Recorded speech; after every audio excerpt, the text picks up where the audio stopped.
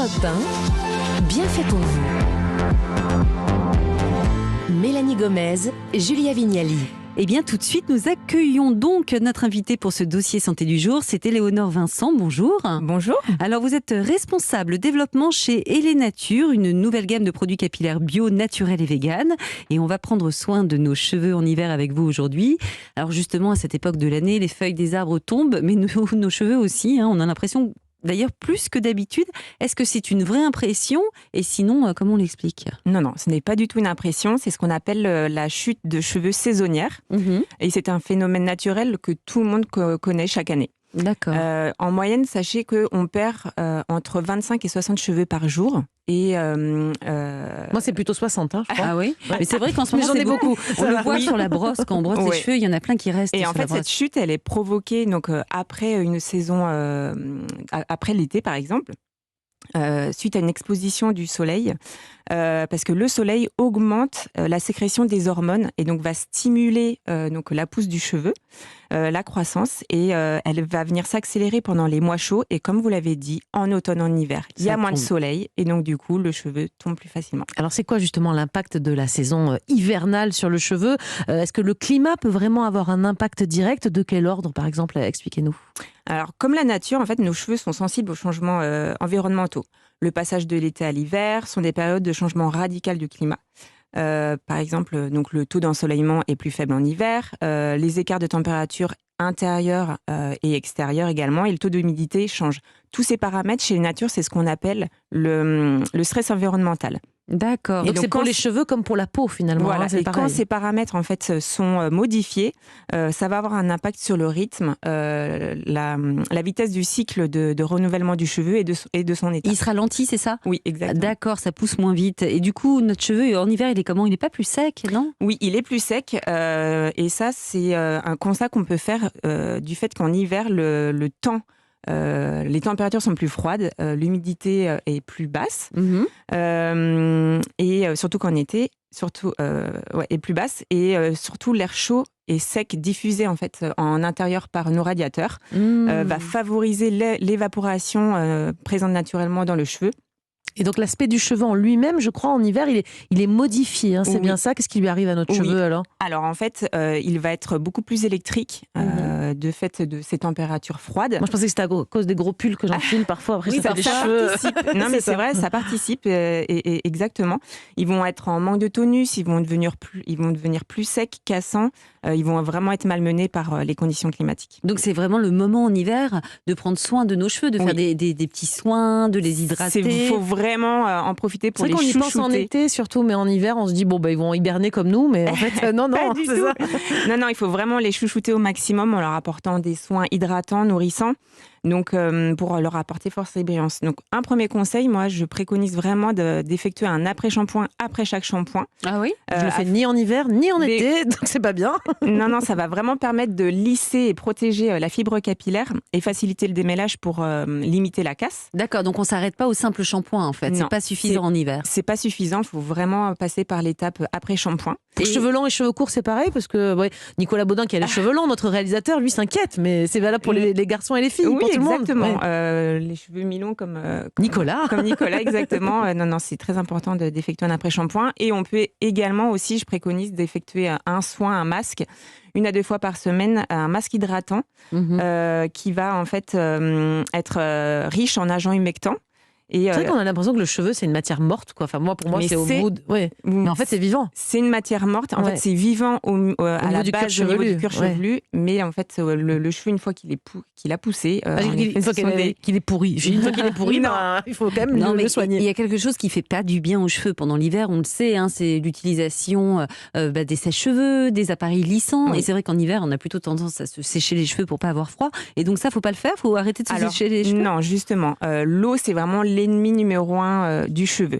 Donc, il faut vraiment passer par cette phase d'un sèche-cheveux, mais il faut vraiment bien l'utiliser. C'est-à-dire, j'allais vous dire comment, parce que... Alors, donc déjà, pour ralentir et diminuer le temps de séchage avec un sèche-cheveux, on commence par appliquer une serviette Chaude non, en microfibre qui va permettre d'absorber beaucoup plus rapidement l'eau présente dans le cheveu. D'accord. Ensuite, on va s'appliquer un sérum, un soin thermoprotecteur qui va venir vraiment faire bouclier et contre protéger les appareils. Voilà, qui sont trop chauds. Avant le sèche-cheveux, on Avant met le ce petit sèche-cheveux. sérum protecteur. Voilà, D'accord. exactement.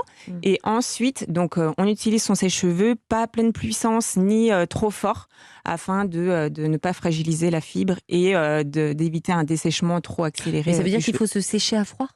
Alors, à température moyenne ou à froid justement à la fin, mais oui, c'est très important. Et la tête en bas? Alors non, surtout pas la tête en bas, Ah parce bon que ça va, en fait, ça va. Vous allez ressembler à un caniche, sinon. Mais moi, on m'a toujours dit la tête en bas. Alors non, en fait, si vous avez vraiment les cheveux longs, vous pouvez accentuer ce phénomène de nœud. Vous allez plus facilement emmêler vos cheveux. Donc non, on va vraiment diffuser la chaleur à partir du cuir chevelu jusqu'aux pointes pour lisser la fibre capillaire. Et pas trop chaud. Et pas trop chaud. Vous avez tout compris, je crois, Julia. Éléonore Vincent, on va continuer à prendre soin de nos cheveux, hommes ou femmes d'ailleurs, on y revient dans un instant. Pourquoi est-il important de bien choisir les produits capillaires qu'on utilise, que ce soit pour notre bien-être comme pour la planète? On se fait du bien ce matin et on vise la chevelure flamboyante tout l'hiver. Alors, restez avec nous sur Europe 1. Mise à condition consultable sur le site. 11h30 sur Europe 1. Bien fait pour vous. Julia Vignali et Mélanie Gomez. Vous êtes sur Europe 1 et c'est bien fait pour vous, votre émission dans laquelle on vous donne un max de conseils bien-être tous les jours en direct jusqu'à 12h30. Et donc ce matin, on s'intéresse à la bonne santé de nos cheveux. On aime tous et toutes, Julia, qu'ils soient soyeux, brillants, pleins de vitalité. C'est ce qu'on vise avec vous, Éléonore Vincent. Je rappelle que vous êtes responsable développement d'Ele Nature, une nouvelle gamme de cosmétiques bio, naturels et vegan. Alors, vous avez parlé tout à l'heure de l'effet du froid, des températures, du climat sur nos cheveux. Est-ce qu'on doit aller dehors en mettant quelque chose dessus pour les protéger, particulièrement en hiver, je veux dire, puisque vous avez dit que le froid pouvait avoir un impact. Exactement. Donc, je vous conseille d'appliquer un petit sérum, une petite huile végétale sur vos longueurs, qui va permettre en fait de lisser la fibre et de la protéger justement contre le froid. Mais ça fait pas gras, ça fait pas chevelure toute grasse du coup. Faut pas en mettre des tonnes. Non, faut pas en mettre des tonnes, la juste dose, et puis privilégier des huiles végétales plutôt sèches. Oui, un peu légère. Vous nous avez Exactement. dit en préparant cette émission que l'hiver, il faut stimuler son cuir chevelu. Pourquoi c'est important? Alors c'est important parce que c'est vraiment au niveau du cuir chevelu que on va pouvoir avoir en fait de beaux cheveux en le stimulant, car le cheveu en fait est relié au niveau du cuir chevelu par des vaisseaux sanguins, et c'est via les vaisseaux sanguins que sont apportés en fait tous les nutriments qu'on peut apporter, et donc une fois qu'il est stimulé, ce cuir chevelu, Ça pousse mieux. exactement, l'apport en nutriments va être facilité. Et comment on le fait alors? Parce que le stimuler, c'est bien beau de le dire, mais il n'y a pas de machine électrique à se mettre sur la tête, c'est avec les doigts. Comment Alors ça se oui, passe? vous faites un automassage en appliquant vos doigts sur votre cuir chevelu, et donc vous effectuez des petits massages circulaires. Tout En plus, c'est autour de votre agréable, corps. on va C'est pas dire très le contraire. agréable, C'est- exactement. On peut demander à Un un peu comme ces collègue. massages du visage, on dit que finalement cette microcirculation Bah oui. qui est à la surface du visage, c'est pareil au niveau des cheveux Oui, en fait. c'est C'est ça. exactement la même chose. Le cuir chevelu, c'est vraiment le prolongement de la peau, donc n'hésitez pas à lui faire du bien. Voilà. Et Alors- sinon, on peut se masser l'une l'autre Bah, aussi, c'est ce que parce je que voulais c'est vous agréable quand on se proposer. fait masser la Comme ça, on tête. revient au premier sujet de cette émission, la bienveillance au On va travail. organiser des petits ateliers Et de massage du cuir chevelu Ça ici. serait sympa. Alors, si le cheveu est plus sec, on imagine qu'il aura tendance à plus se casser. Du coup, on fait plus de fourches à la pointe de nos cheveux, non, en hiver? Oui, exactement.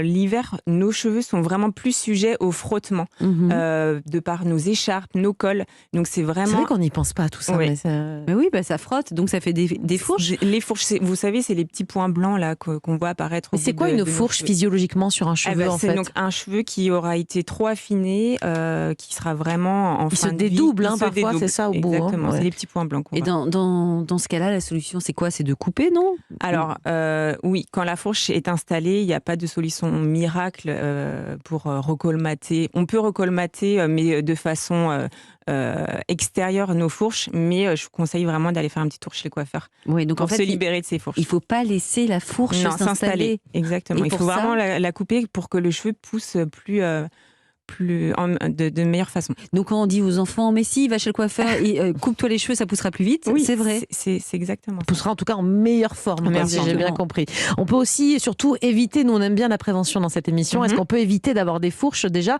Je crois vous dit que c'est en se brossant correctement les cheveux.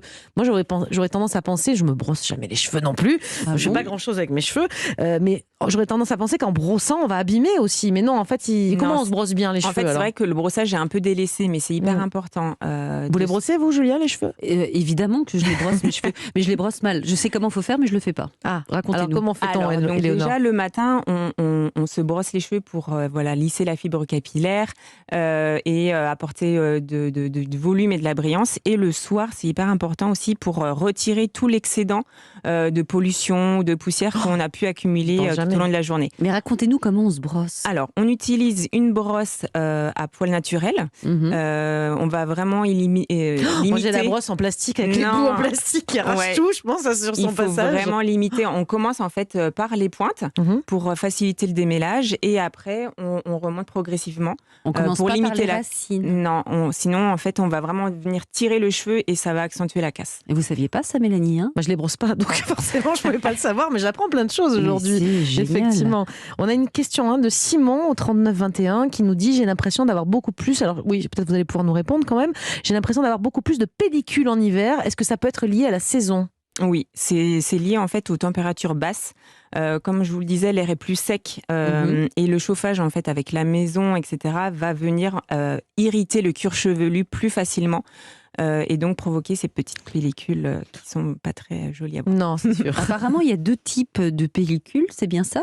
Oui, 2 types de pellicules, des pellicules sèches et des pellicules grasses en fonction de notre type de cheveux. En gros, il y en a qui ressemblent un peu à de la neige, des flocons de neige tout petits, ça c'est les sèches j'imagine, et les grasses c'est plus des plaques un peu. Oui, c'est des grosses pellicules. On a déjà vu ça sur les épaules de certains. Oh là là, un peu disgracieuse. On est d'accord. Mais malheureusement, il y a des soins pour ça quand même. Il y a des soins, donc on va privilégier des shampoings doux au pH neutre. Bien se rincer le cheveu et si vraiment le problème persiste, d'aller voir son dermato. Mais vous conseillez les shampoings antipelliculaires spécifiques? Alors oui, vous pouvez passer par cette phase et s'il n'est vraiment pas adapté, d'aller voir un professionnel. Il faut aller voir un médecin, effectivement. Exactement. Il y a Sabrina également sur Instagram qui dit: j'ai l'impression que mes cheveux sont plus électriques en hiver. On en a déjà un petit peu parlé, mais on va y revenir. Est-ce que c'est vrai? Et si oui, pourquoi? Oui, parce que donc en hiver, le cheveu est plus sec. Pourquoi? Parce qu'il perd plus facilement, il est moins hydraté. Il va perdre l'hydratation naturelle qui est présente dans le cheveu. Et avec donc, tout ce qui est chauffage aussi, ambiance surchauffée. Ça va vraiment venir dessécher le cheveu et favoriser l'électricité statique. Après, en soi, c'est pas très grave, c'est pas très joli, mais c'est mais c'est pas agréable. Ouais. Et donc, du coup, ce qu'on privilégie, c'est vraiment... on peut se faire par exemple une petite coiffure pour limiter une attache, vous voulez dire? Alors une attache mais très légère pour pas casser la fibre, ou alors on peut s'appliquer une brume hydratante pour justement casser et lisser et apporter de l'hydratation aux cheveux. Voilà, vous avez tous les conseils qu'il vous faut, Sabrina. Alors moi, par exemple, j'ai l'habitude de faire un bain d'huile avant mon shampoing. D'huile d'olive, d'ailleurs, c'est vrai. Bien sûr. Vous arrivez toujours comme ça le lundi avec une odeur de salade. Exactement. Donc en fait, la bienveillance au travail. L'invité est parti, je repars, excusez-moi. Non, mais est-ce que c'est une bonne chose de se huiler les cheveux? Oui, alors c'est une bonne chose. Sur cheveux secs avant un shampoing. Après, voilà, il faut faire attention à la quantité que l'on va mettre. Mais ça va vraiment être un vrai bain de nutrition pour le cheveu et ça va permettre de lisser la fibre et de la nourrir en profondeur. Est-ce qu'on peut laisser poser ses cheveux dans l'huile toute la nuit et faire le shampoing le matin? Oui, alors ça va vraiment être pour les cas où le cheveu il est vraiment très sec et il a besoin d'être nourri en profondeur. Les lipides présents dans ces huiles vont vraiment pouvoir agir plus en profondeur pour nourrir le cheveu. Et l'avantage, c'est que votre conjoint en profite aussi, sûrement. Vous savez, de l'huile pour tout le monde dans le lit. J'hydrate toute la famille. Et mon conjoint n'a pas de cheveux. Bon. Ça pourrait peut-être aider à repousser, je ne sais pas. Sylvie, 59 ans, sur Facebook, nous dit c'est important de bien choisir son shampoing ou pas, notamment en fonction de son type de cheveux. Moi, je les ai laissés tout blancs. Elle parle de ses cheveux à elle, évidemment. Maintenant, c'est quoi le mieux pour les cheveux blancs comme type de shampoing? Alors, le cheveu blanc, il va tendance à être beaucoup plus sec et plus épais. Donc, on va venir chercher à l'hydrater en profondeur et on va appliquer des shampoings Une fois qu'il n'y a plus de couleur, il est plus fragile en fait, le cheveu blanc. Ouais. Oui, exactement. En fait, il a perdu toute sa mélanine et donc il va vraiment devoir être très bien nourri, hydraté. On peut les arracher? Les cheveux blancs, non, Moi, je les arrache à la pince à épiler. Pourquoi? Il en Non, repousse non. 7, Julia, vous savez pas, Oui, c'est prouvé. exactement. Non, C'est vrai? Non, faut les laisser tranquilles, les cheveux blancs. Bon, d'accord. Alors, comment faut-il se laver les cheveux? Parce que moi, j'entends des personnes faire un shampoing, d'autres en font 2. C'est d'ailleurs souvent ce qu'on nous propose en salon de coiffure. Je vous fais un shampoing ou je vous en fais 2? Alors, le premier shampoing va vraiment avoir pour fonction de se débarrasser de tout ce qui est particules de pollution. Et donc, c'est pour cette raison que le premier shampoing peut être peu moussant, car la mousse va être cassée par justement toutes ces saletés. Et le deuxième shampoing va permettre d'apporter vraiment les nutritions et les actifs vont pouvoir agir plus en profondeur sur le cheveu. Donc, vous êtes la team de shampoing? Deux shampoings, exactement. 2 cheveux, c'est pas beaucoup par Non, contre, c'est attention. pas assez. Alors vous travaillez pour une gamme de produits capillaires bio, vegan, naturels, ok, Oui. mais c'est quoi le risque pour les cheveux avec certains shampoings traditionnels? Il y a quoi dedans qui est éventuellement pas bon pour nous, pour la planète? Donc oui, avec Elenature, on a fait le choix d'une formulation très douce. On exite les sulfates, le silicone, qui va vraiment venir décaper le cuir chevelu et déséquilibrer le cuir chevelu. D'accord. Autrement, déséquilibre. Et quand on a un cuir chevelu déséquilibré, on ressemble à quoi? Alors non, mais le cheveu va regresser plus facilement, Ah, c'est plus ça. rapidement, et aussi ça peut être un peu un cercle vicieux. Le cheveu va pouvoir tomber plus facilement également. D'accord, donc on fait attention à tout ce qui est à base de silicone, tout ça. Même si sur le moment, j'avoue sur le moment que c'est agréable parce que le cheveu est gainé. Exactement. Mais on le paye. Mais voilà, ça On va le paye venir. après. Très bien. Merci beaucoup, Éléonore Merci. Vincent, d'être venue en studio avec nous. Je crois qu'on est bon. On sait désormais comment bien prendre soin de nos cheveux.